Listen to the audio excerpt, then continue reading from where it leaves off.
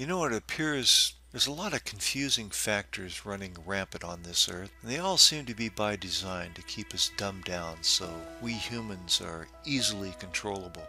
And we get so caught up in the survival of everyday life that we rarely look up to actually see how things have turned into what we call life on this planet. One concept that can be very misunderstood and easily distorted is polarity. Many times we hear that without the negative, how could you appreciate the positive? This has become a new age religion that needs to be eliminated from our thought process altogether. It gives the negative justification for actually existing.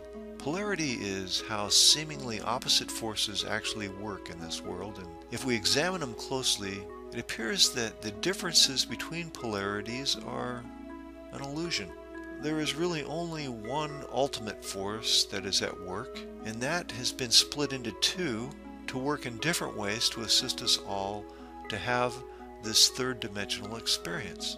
Those two forces are love and fear. For the most part, we refuse to see this, and when we examine it closely, we can simplify things to a deeper understanding of what's really going on here. You see, polar forces can be perceived as like hot and cold, good and evil, young and old, light and dark. I mean, let's look at light and dark for an example. There's really only one thing, and it's really not in opposition with itself at all. It's only one energy, and that energy is light. Light energy is either present or it's not present. It's not actually opposing itself. It's either there or it's not.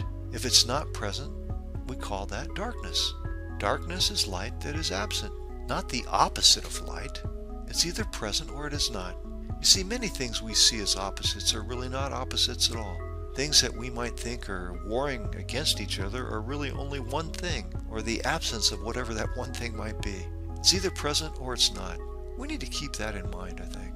There was a doctor from Japan, Dr. Emoto. He was the graduate of the Yokohama Municipal University, and he was a doctor of alternative medicine, and he did some really interesting experiments with water crystals.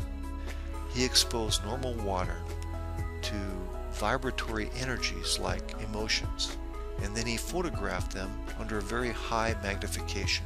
He wanted to see if the structure of the molecules would change under different forms of energy. His photographs were featured in his book, Messages from Water. It was published in Japan, and it had a sale of over 400,000 copies all over the world. It was a popular book.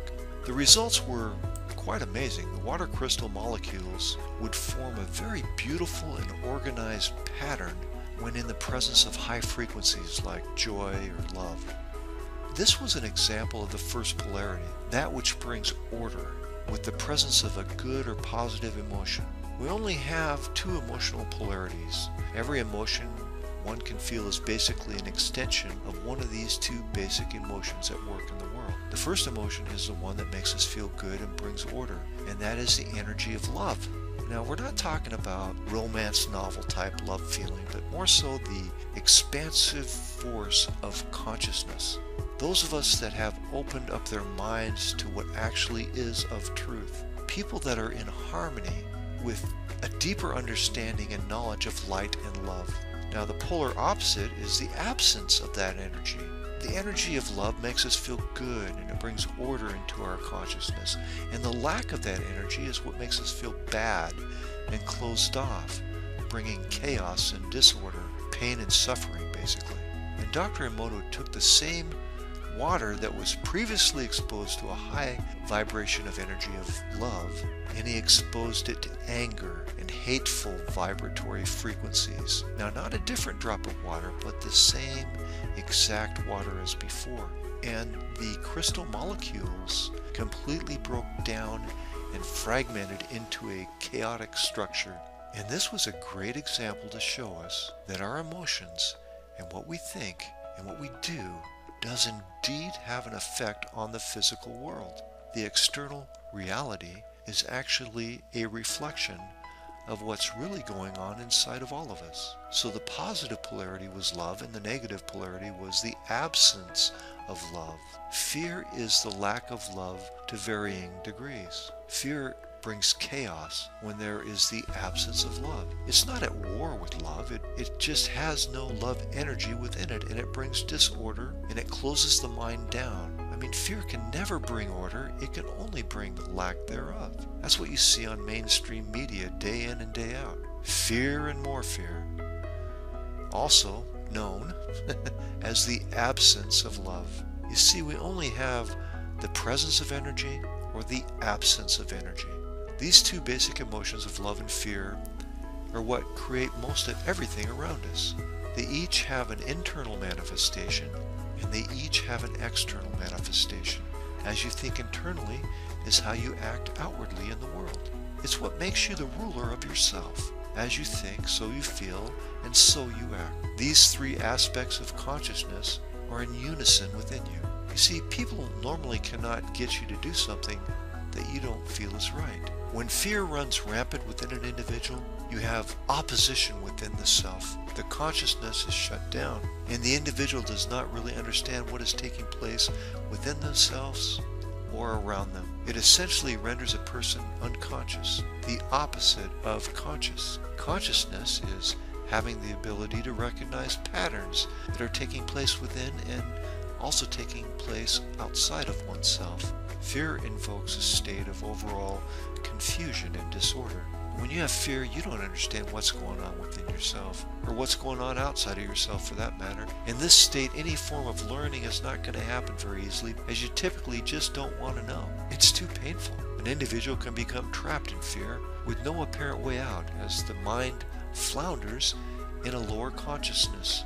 These two polarities, love and fear, have an external manifestation that influences and affects the outside world that we all co-create together. If the majority of humanity is trapped in fear, the outward manifestation is what we see in this negative world we all live in today. The absence of love within has become the absence of love without. And you know what? This needs to change. And before we can do that, we all need to understand the two basic concepts, love and fear. They are not necessarily polar opposites warring with each other, not at all, because one has basically gone absent from the other. We don't need to have the negative to understand the positive. We all need to insist that the fear-mongering stops, so we can all have the chance to experience the joy of love inside. Then our outside world will reflect the same.